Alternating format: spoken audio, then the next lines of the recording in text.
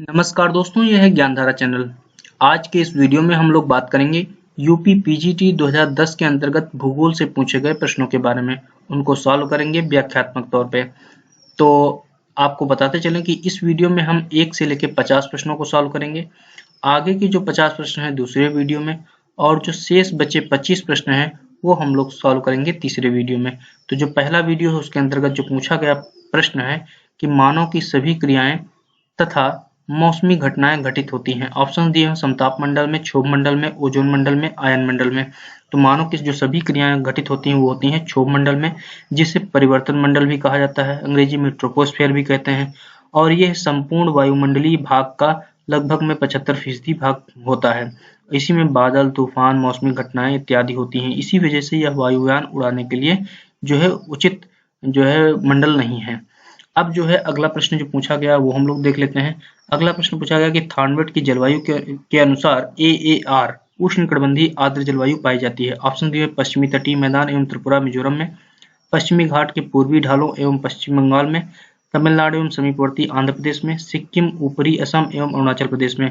तो जो आपका ऑप्शन सही है वो है आपका पश्चिमी तटीय मैदान, त्रिपुरा एवं मिजोरम में। अब आपको बताते चले कि 1931 व 1948 में थानवेट महोदय ने जलवायु के 2 अलग-अलग वर्गीकरण प्रस्तुत किए। थानवेट का जो वर्गीकरण था वो मात्रात्मक था। इसमें उन्होंने कोपेन के समान ही जलवायु और वनस्पति के बीच सहसंबंध स्थापित करने का प्रयास किया था। अगला प्रश्न जो पूछा गया कि निम्नलिखित में से कौन सी ठंडी जलधारा है। ऑप्शन दिए हुए हैं फॉकलैंड की धारा, मोजाम्बिक की धारा, गल्फ स्ट्रीम की धारा, ब्राजील की धारा। तो जो फॉकलैंड की धारा है वो ठंडी जलधारा है, जो कि इसका जो विस्तार होता है वो अर्जेंटीना के पूर्वी भाग पे है, और इस जलधारा द्वारा अंटार्कटिका के क्षेत्र से हिमशिलाखंड अर्जेंटीना तक लाए जाते हैं। अब जो है मैं आपसे प्रश्न पूछता हूँ कि जो गल्फ स्ट्रीम है उसका विस्तार उत्तरी अक्षांशीय क्षेत्र में, किस उत्तरी अक्षांशीय क्षेत्र से लेकर के किस अक्षांश तक पाया जाता है उत्तर में।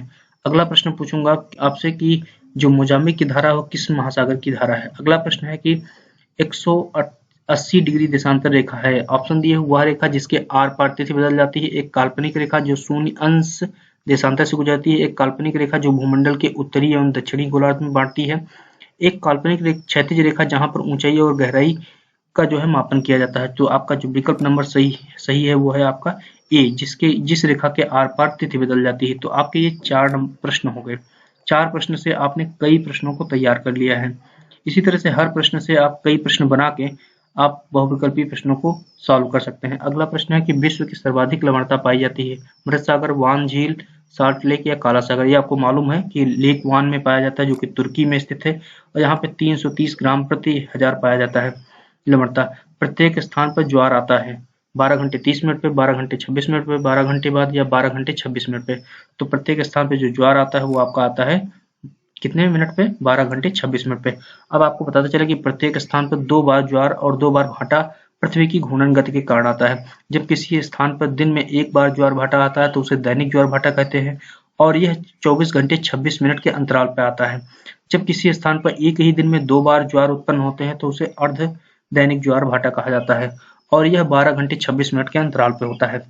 अगला प्रश्न पूछा गया कि सागरीय लवणता को व्यक्त करने के लिए किस चिन्ह का प्रयोग करते हैं। तो जो दिए गए विकल्प उनको ध्यान से देखिएगा तो आपको बी नंबर आएगा। ठीक है। अगला प्रश्न जो पूछा गया कि सागरीय जीवों के अस्थि पंजरों से निर्मित जो निक्षेप है वो कहलाते हैं नेरेटिक निक्षेप, पैलेजिक निक्षेप, डायटम पंख या रेडियोलेरियन पंख। तो आपका जो है ये है आपका नेरेटिक निक्षेप। ठीक है। अगला जो प्रश्न पूछा गया है वो हम लोग देख लेते हैं। अगला प्रश्न है कि समुद्री जल में पाए जाने वाले लवणों की सर्वाधिक मात्रा किसकी होती है। ऑप्शंस दिए हुए हैं magnesium chloride, magnesium sulphate, calcium sulphate, sodium chloride. तो चैलेंजर अभियान के तहत जो लवण पता चले थे वो 47 प्रकार के लवण मिले थे जो डिटमार महोदय ने आइडेंटिफाई किया था। उसके अंतर्गत सोडियम क्लोराइड की जो मात्रा थी वो सबसे ज्यादा है। कितनी है? 77.8%। अगला जो प्रश्न पूछा गया कि मासिन राम नामक स्थान में सर्वाधिक वर्षा कराने में कौन सी पहाड़ियों की भूमिका होती है। मिकिर लुसाई, गारो खासी जयंतिया, पटकोई, नागा, मिजो एवं चीन। तो मेरी जो गारो खासी जयंतिया पहाड़ियां हैं उनकी भूमिका सबसे ज्यादा होती है मासिन राम में वर्षा कराने में। आपको मालूम होगा कि जो मासिन राम है वो दुनिया का सबसे अधिक वर्षा प्राप्त करने वाला स्थान है। अगला प्रश्न पूछा गया कि भृगु का निर्माण होता है, क्लिफ का निर्माण होता है नदी के विसर्पाकार मोड़ के अवतल ढाल पर, नदी के विसर्पाकार मोड़ के उत्तल ढाल पर, नदी के समढाल पर, नदी के सोपानाकार ढाल पे।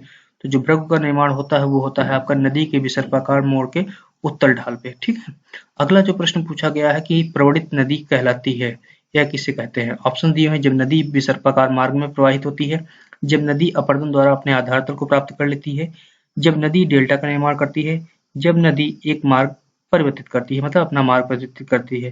तो आपका विकल्प नंबर बी सही है, जब नदी अपरदन द्वारा अपने आधार तल को प्राप्त कर लेती है। अब उसके बाद ये 12 नंबर प्रश्न आपके कंप्लीट हो गए। अगला प्रश्न जो है वो हम लोग देख लेते हैं। इसी में मैं आपसे पूछ लेता हूँ कि आधार तल की संकल्पना किसने दी थी। आप मुझे कमेंट बॉक्स में पोस्ट करिएगा, 12 नंबर प्रश्न से जुड़ा हुआ है। अब अगला प्रश्न है कि लटकती घाटियां पाई जाती हैं उच्च पर्वतीय भागों में हिम अपर्दन के फलस्वरूप, पठारी भागों में नदी अपर्दन के फलस्वरूप, निम्न पहाड़ी भागों में नदी अपर्दन के फलस्वरूप, भूमिगत जल द्वारा अपर्दन के फलस्वरूप। तो लटकती घाटियां जो पाई जाती हैं वो पाई जाती हैं ग्लेशियर्स में, उच्च पर्वतीय भागों में हिम के अपर्दन के फलस्वरूप। अगला प्रश्न जो पूछा गया कि कूट 1 को कूट 2 से मिलाना है। एक तरफ दोआब दिए हैं, दूसरी तरफ नदियां दी हुई हैं। अब आपको मिला लेना है। विस्त दिया हुआ तो ब्यास और जो आपका लास्ट में आएगा सतलज, उससे आप मिला देंगे, है ना। उसके बाद बारी है तो ब्यास और रावी मिला देंगे। फिर उसी तरह से रेचना है तो आपका चिनाब और जो है कौन सा रावी मिला देंगे। इसी तरह से चाज है तो चिनाब और सतलज मिला देंगे। तो आप इसको यहाँ पे मिला देंगे आसानी से। तो ये आपका कूट नंबर 4 नंबर जो विकल्प है आपका सही है। चाज का चिनाब और झेलम, रेचना का रावी और चिनाब, बारी का ब्यास और रावी, बिस्त का ब्यास और सतलज। ठीक है, आप आसानी से मिला सकते हैं। अगला प्रश्न पूछा गया कि भारत में धारवाड़ क्रम के शैलों के संबंध में निम्नलिखित कथनों का अध्ययन कीजिए तथा नीचे दिए गए सही कूट का प्रयोग करते हुए उत्तर का चयन कीजिए। ऑप्शन दिए हैं, धारवाड़ क्रम की शैलें अवसादी तथा आग्नेय शैलों के अत्यधिक रूपांतरण से बनी है, सही है। इस क्रम की शैलों में कोयला के विशाल भंडार पाए जाते हैं, गलत है। इस क्रम की शैलों में विभिन्न प्रकार के खनिजों के भंडार मिलते हैं, सही है। इस प्रकार की शैलों का आविर्भाव जो है कैम्ब्रियन युग में, कैम्ब्रियन की जगह आर्कियन में हुआ। ठीक है, तो आपका 1 4 सही है, 2 3 सही है, 2 3 सही है, 1 3 सही है, या आपका जो है 3 और 4 सही। तो आपका सही है 1 3। तो ये आपका सही हो गया। अब अगला प्रश्न जो पूछा गया वो हम लोग देख लेते हैं। अगला प्रश्न है कि निम्नलिखित नगरों का उनकी जनसंख्या के अनुसार 2001 की जनगणना के अनुसार अवरोही क्रम में लगाना है, मतलब कि आपको घटते हुए क्रम में लगाना। बृहद मुंबई, कोलकाता, दिल्ली, चेन्नई, कोलकाता, बृहद मुंबई, चेन्नई, दिल्ली, कोलकाता, बृहद मुंबई, दिल्ली, चेन्नई, बृहद मुंबई, कोलकाता, चेन्नई, दिल्ली। तो आपका जो विकल्प सही है वो आपका ए सही है। ठीक है, अगला प्रश्न पूछा गया है कि संयुक्त राष्ट्र विकास सूचकांक, संयुक्त राष्ट्र विकास कार्यक्रम यूएनडीपी द्वारा 2005 में प्रकाशित मानव विकास सूचकांक की दृष्टि से भारत का कौन सा स्थान था। तो उस समय 127वां स्थान था। अभी वर्तमान में जो हाल ही में प्रकाशित हुई, 1-2 महीने पहले प्रकाशित हुई थी, 2020 की जो मानव विकास सूचकांक था जो यूएनडीपी द्वारा जारी किया गया था, उसमें आपको बताना है कि भारत का जो मानव विकास सूचकांक है वो कितना था और विश्व में उसका स्थान कौन सा था, वो आपको कमेंट बॉक्स में पोस्ट करना है। अगला प्रश्न पूछा गया कि भारत के सागरीय तटों वाले राज्यों की संख्या कितनी है। ऑप्शन दिए हैं 7 8 6 9। तो आपका जो है 9। कौन कौन से ये राज्य हैं आपको याद कर लेना है। गुजरात, महाराष्ट्र, गोवा, कर्नाटक, केरल, तमिलनाडु, आंध्र प्रदेश, उड़ीसा, पश्चिम बंगाल। अगला प्रश्न है कि निम्नलिखित में से कौन सा कथन असत्य है। ऑप्शन दिए हैं, गंगा के डेल्टाई भाग में सघन सुंदरवन पाए जाते हैं, सही है। यह सुंदरी वृक्षों की बहुलता होती है, सही है। इस वन के वृक्षों की लकड़ी कठोर और टिकाऊ होती, ये भी सही है। इस वन की लकड़ियां जो है मुलायम और कमजोर होती है, ये आपका विकल्प गलत है। ठीक है, तो ये आपका जो है गलत है। अगला प्रश्न है कि निम्नलिखित में से कौन सी नदी भ्रंश घाटी से होकर प्रवाहित होती है। तो कावेरी, महानदी, कृष्णा और ताप्ती। तो ताप्ती जो है नदी जो है भ्रंश घाटी से होकर प्रवाहित होती है। तो ये आपके इतने 20 प्रश्न हो गए। अब हम लोग अभी 30 प्रश्न और हम लोगों को देखने हैं इस वीडियो में। अगला प्रश्न है कि जब किसी राष्ट्र की जनसंख्या वहां के संसाधनों के विकास की तुलना में अधिक होती है तो इस अवस्था को कहते हैं अल्प जनसंख्या, अनुकूलतम जनसंख्या, जनाधिक्य या अत्यल्प जनसंख्या। तो उसे कहते हैं जनाधिक्य। अब आपको बताते चलें कि एडवर्ड एकरमैन महोदय ने विश्व को जनसंख्या संसाधन प्रदेशों में विभक्त किया और विश्व में विभिन्न देशों को 5 विशिष्ट वर्गों में विभाजित किया। प्रत्येक वर्ग में संसाधन उपलब्धता, संसाधन उपयोग की तकनीकी अवस्था एवं जनसंख्या के बीच अंतर संबंधों को जो है बताया। ठीक है, और उसके आधार पर उन्होंने बताया कि चीन सदृश देशों में वर्तमान संसाधनों की तुलना में जनसंख्या बहुत अधिक है और इसी वजह से जनाधिक्य प्रदेश में रखे जाते हैं। अगला प्रश्न है कि पृथ्वी के वर्णन के लिए ज्योग्राफी शब्द का प्रस्तावित किया था। एस्टास्थनीज ने, टालमी ने, अरस्तू ने या हेरोडोटस ने। तो ये किया था आपका एराटोस्थनीज महोदय ने। अब आपको बताते चलें जो एराटोस्थनीज महोदय थे इन्होंने ही एक देसी संयंत्र नोमोन की सहायता से विषुवत रेखा की सही लंबाई ज्ञात की उनकी जो पुस्तक थी वास योग्य या हैबिटेबल, जिसमें उन्होंने विश्व को एक्यूमीन और नॉन एक्यूमीन में डिवाइड किया। जहां पर विश्व का वासित क्षेत्र है उसे उन्होंने एक्यूमीन कहा। अगला प्रश्न जो है कि निम्नलिखित में से कौन सा सुमेलित नहीं है। ऑप्शन दिए हुए हैं सुपीरियर का डुलुथ, मिशिगन का गैरी, इरी का बफेलो, ओंटारियो का टोरंटो। तो कह रहा कि कौन सा सुमेलित नहीं है। अब ये मैं आपके लिए प्रश्न छोड़ दे रहा हूँ। इस प्रश्न को क्या करना है, आपको बताना है कि इसका करेक्ट आंसर कौन सा होगा। आप मुझे कमेंट बॉक्स में पोस्ट करिएगा। इसको मैं सॉल्व नहीं करा रहा हूँ क्योंकि ये कई बार प्रश्न पूछा जा चुका है और इसको आप लोग जानते भी होंगे। अगला प्रश्न जो पूछा गया है कि उद्योग के स्थानीयकरण हेतु आइसोटोपन का प्रयोग किया था। लॉस महोदय ने, वेबर महोदय ने, इजार्ड महोदय ने या हुअर ने। तो ये किया था वेबर महोदय ने। इसके पहले जो पेपर थे उसमें हमने आपको इसको बताया भी था कि क्या था। अगला प्रश्न है कि कौन सा सुमेलित नहीं है। अनसन का लौह इस्पात, डेट्रॉइट का मोटर गाड़ी, मॉस्को का जलपोत निर्माण या ओसाका का वस्त्र उद्योग। तो यहाँ पे देख लेना है कि कूट दिया हुआ क्या, नहीं कूट नहीं दिया हुआ, जबकि आपका क्या है, आपसे पूछा गया है कि कौन सा सुमेलित नहीं है। तो आपका मॉस्को जो है जलपोत निर्माण से संबंधित नहीं है, जबकि डेट्रॉइट जो है मोटर गाड़ी निर्माण के लिए जाना जाता है। अनसन जो है आपका लौह इस्पात, ओसाका जो है वस्त्र उद्योग के लिए जाना जाता है। ठीक है, अब जो है हम लोग इसको अगला प्रश्न देख लेते हैं। अगला प्रश्न जो है आपका कि डोनबास औद्योगिक क्षेत्र प्रसिद्ध है। ऑप्शन दिए हैं भारी उद्योगों के लिए, रसायन उद्योगों के लिए, वस्त्र उद्योग के लिए, कागज उद्योग के लिए। तो डोनबास क्षेत्र जो है भारी उद्योगों के लिए प्रसिद्ध है। आपका विकल्प नंबर ए सही है। और डोनबास क्षेत्र में कोयला, कर्च तथा जो है क्रिवराय, मतलब कि डोनबास में कोयला, कर्च और क्रिवराय में लौह अयस्क और निकोपाल में जो है आपका जो है मैंगनीज पाया जाता है और इसी वजह से यहाँ पे भारी उद्योगों का विकास हुआ है। अगला प्रश्न है कि न्यू साउथ वेल्स एवं विक्टोरिया औद्योगिक प्रदेश स्थित है। ऑप्शन दिए हैं दक्षिणी पश्चिमी ग्रेट ब्रिटेन में, दक्षिणी पूर्वी ऑस्ट्रेलिया में, उत्तरी पूर्वी संयुक्त राज्य अमेरिका में, पूर्वी कनाडा में। तो जो न्यू साउथ वेल्स विक्टोरिया औद्योगिक प्रदेश है वो उसमें जो है आपका है दक्षिणी पूर्वी ऑस्ट्रेलिया में स्थित है। ठीक है, अब अगला प्रश्न पूछा गया कि कूट 1 को कूट 2 से मिलाना है। तो कूट 1 में सूची दी हुई है एक, दूसरे में दूसरी सूची दी हुई है। तो एक तरफ आपके महाद्वीप दिए हुए हैं और दूसरी तरफ जो है कौन सी घास पाई जाती है, शीतोष्णकटिबंधीय घास पाई जाती है, उसको दिया हुआ है। तो आपको सीधे मिलाना है। उत्तरी अमेरिका में जो पाई जाती है कौन सी पाई जाती है, प्रेरीज पाई जाती है, उससे मिला दीजिएगा। अफ्रीका में जो पाई जाती है वेल्ड पाई जाती है, उसको मिला दीजिएगा। ऑस्ट्रेलिया में जो पाई जाती है वो डाउन्स पाई जाती है और दक्षिणी अमेरिका में पाई जाती है वो पंपास पाई जाती है। इस तरह से जब आप मिलाएंगे तो आपका कूट नंबर सी सही हो जाएगा। ठीक है, आप इसको मिला दीजिएगा। अगला प्रश्न है कि विश्व में प्राकृतिक रबड़ का अग्रणी उत्पादक कौन सा है। ऑप्शन दिए हुए हिंदेशिया, मलेशिया, थाईलैंड या भारत। तो थाईलैंड जो है था। अगला प्रश्न जो पूछा गया है वो हम लोग देख लेते हैं। 29 नंबर प्रश्न हो गए हैं। अब जो है हम लोग 30 नंबर प्रश्न देखते हैं कि किस प्रकार का पूछा गया था। तो अगला प्रश्न है कि अंतरराष्ट्रीय व्यापार के संचालन हेतु गठित संगठन को कहते हैं। ऑप्शन दिए हैं सार्क, WTO, गैट या साफ्टा। तो ये दिए हुआ है आपका जो विकल्प सही है वो है WTO या वर्ल्ड ट्रेड ऑर्गेनाइजेशन या विश्व व्यापार संगठन। अब आपको बताते चले कि 1 जनवरी 1995 में इसकी स्थापना हुई थी। अगला प्रश्न पूछा गया कि संसाधन होते नहीं वे मानवीय संबद्धता से बनते हैं। यह कथन किसने दिया था, जिमरमैन, उलमैन या बाउमैन या हॉफमैन। तो ये दिया था जिमरमैन महोदय ने। अगला प्रश्न पूछा गया निम्नलिखित में से कौन सा युग्म सही सुमेलित है। एडमंड डिमोलिंस नवनिश्चयवाद, जॉर्ज टेथम निश्चयवाद, लुसियन फेब्रो संभववाद या फ्यूलर जो है निश्चयवाद। तो आपका लुसियन फेब्रे महोदय ने संभववाद का जो है शब्द दिया था। ठीक है, और ये आपका विकल्प सही है। अगला जो प्रश्न पूछा गया कि भारत मानव भूगोल के आधारभूत तथ्यों का प्रतिपादन सर्वप्रथम किसने किया था। ऑप्शन दिए हैं वाइडरली लवदास, जीन ब्रून्स, हैटनर या डिमांजिया। तो ब्लास महोदय ने जो है मानव भूगोल के आधारभूत तथ्यों का प्रतिपादन किया था। अगला प्रश्न पूछा गया कि प्रदूषकों का जमाव ठोस पदार्थ एवं गैस के रूप में निम्न में से किसको क्षति पहुंचाता है। स्थलमंडल, वायुमंडल, जलमंडल या इनमें से सभी को। तो सभी को पहुंचाता है, तो आपको मालूम है। अगला प्रश्न जो पूछा गया वो हम लोग देख लेते हैं। अगला प्रश्न है कि किस खनिज की कठोरता का मापक 8 है।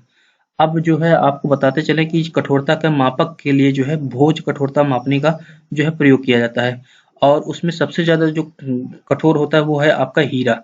तो इसमें 8 किसका है, वो है आपका टोपाज का। ठीक है, तो जो 10 हैं उनको आपको याद कर लेना है। ठीक है, उसको रट लेना है कि 1 पे क्या है, फिर उसके बाद 10 पे क्या है।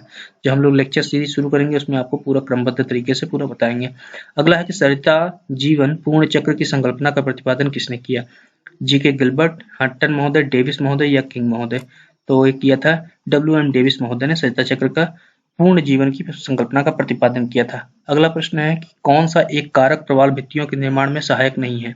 ऑप्शन दिए हुए छिछले समुद्री भाग, 68 डिग्री से 70 डिग्री तापमान, एक कोष की वनस्पति और अधिक लवणयुक्त जल। तो कौन सा सहायक नहीं, ये तो आपका पहली बात गलत है, ये तापमान वाला। ठीक है, यहाँ पे आपका कोई विकल्प और होना चाहिए, गलत दिया हुआ है। दूसरा है आपका अधिक लवणता युक्त जल, तो ये आपका गलत है। ठीक है, तो ये कुछ और होगा, इस वजह से यहाँ पे गलत दिया हुआ है। अगला प्रश्न जो है दिया हुआ है कि विश्व में तापमान में निरंतर वृद्धि का क्या परिणाम होगा। ऑप्शन दिए हिम का पिघलना, समुद्र तटीय भागों का जलमग्न होना, समुद्री जलों पर उपरस्थ होना, या इनमें से सभी। तो सभी है आपके सही। अगला प्रश्न है कि वातावरण जीव की पारिस्थितिक कारकों का योग होता है, यह कथन किसने दिया था। सेरोकिन ने, फिटिंग ने, सैंपल ने या डेविस ने। तो ए फिटिंग महोदय ने यह कथन दिया था। अगला प्रश्न है कि निम्नलिखित में से कौन सा एक नवपाषाण काल से संबंधित नहीं है। ऑप्शन है खाद्य पदार्थों का उनकी प्राप्ति स्थल पर उपयोग, पशुपालन का प्रारंभ, मतलब कि ये दोनों हुए थे। अगला जो है तीसरा जो विकल्प है उसको हम लोग देख लेते हैं। तीसरा विकल्प दिया हुआ है कृषि का आरंभ। चौथा है मिट्टी के बर्तनों के पहिए का आविष्कार। तो कृषि का आरंभ हो चुका था नवपाषाण काल में, मिट्टी के बर्तनों का उपयोग हो चुका था। उसके बाद जो तीसरा जो हुआ था वो क्या था, तीसरा था आपका पशुपालन का प्रारंभ हो गया था। लेकिन नवपाषाण काल में कह रहे हैं कि जो खाद्य पदार्थ है, खाद्य पदार्थ का अपने ही प्राप्ति स्थल पर उपयोग जो है नहीं शुरू हो पाया था, मतलब कि जहाँ पे उनका उत्पादन होता था वहीं पे उसका उपयोग नहीं होता था, बल्कि दूसरे स्थान पर ले जाके उपयोग होता था। ये कथन आपका जो है सत्य नहीं है। ठीक है, तो मानव भूगोल से भी बहुत से प्रश्न पूछे जा रहे हैं, उनको आपको ध्यान रखना है। तो एक अगर सामंजस्य तरीके से हम तैयारी करेंगे तो निश्चित तौर पे आपको सफलता प्राप्त हो जाएगी। अगला प्रश्न है कि निम्नलिखित में से कौन सा जल परिवहन नहर उत्तरी सागर को बाल्टिक सागर से जोड़ती है। कील नहर है, ये तो आपको मालूम है पूरी तरीके से। स्वेज नहर लाल सागर को भूमध्य सागर से जोड़ती है। इसी तरह से वोल्गा डान नहर कैस्पियन सागर को काला सागर से जोड़ती है। अगला प्रश्न है कि कौन सी एक विशेषता विश्व के विकसित देशों के संदर्भ में सही नहीं है। ऑप्शन है तीव्र आर्थिक विकास, उच्च उपभोग स्तर, प्रति व्यक्ति आय, प्राथमिक आर्थिक क्रियाकलाप में संलग्न अधिकांश जनसंख्या। ये आपका विकल्प जो है गलत है। ठीक है, अगला प्रश्न जो है कि बफेलो औद्योगिक क्षेत्र किस औद्योगिक प्रदेश में स्थित है। ऑप्शन दिए हैं न्यू इंग्लैंड, केंद्रीय न्यूयॉर्क, सेंट्रल न्यूयॉर्क, दक्षिणी पूर्वी मिशिगन या पिट्सबर्ग क्लीवलैंड। तो आपका है दक्षिणी केंद्रीय न्यूयॉर्क में स्थित है बफेलो क्षेत्र। अगला है कि जे.एल. बक ने चीन के चावल प्रधान प्रदेशों को कितने उप विभागों में विभाजित किया। 2, 3, 4, 5। तो आपका उन्होंने विभाजित किया था 5 भागों में। तो प्रोफेसर जॉन लसिंग बक ने सर्वप्रथम चीन को कृषि प्रदेशों में विभाजित किया, और जो चावल के जो प्रदेश थे उनको उन्होंने 5 उपभागों में विभाजित किया। वो 5 उपभाग कौन से थे। पहला था यांगटी सिक्यांग घाटी चावल प्रदेश, अगला था चावल चाय प्रदेश, जेचवान प्रदेश, 2 फसली चावल प्रदेश, या दक्षिणी पश्चिमी चावल प्रदेश। तो ये आपके विकल्प, मतलब कि 5 उन्होंने जो डिवाइड किया था ये थे उनके। अब जो अगला प्रश्न पूछा गया उसको हम लोग देख लेंगे।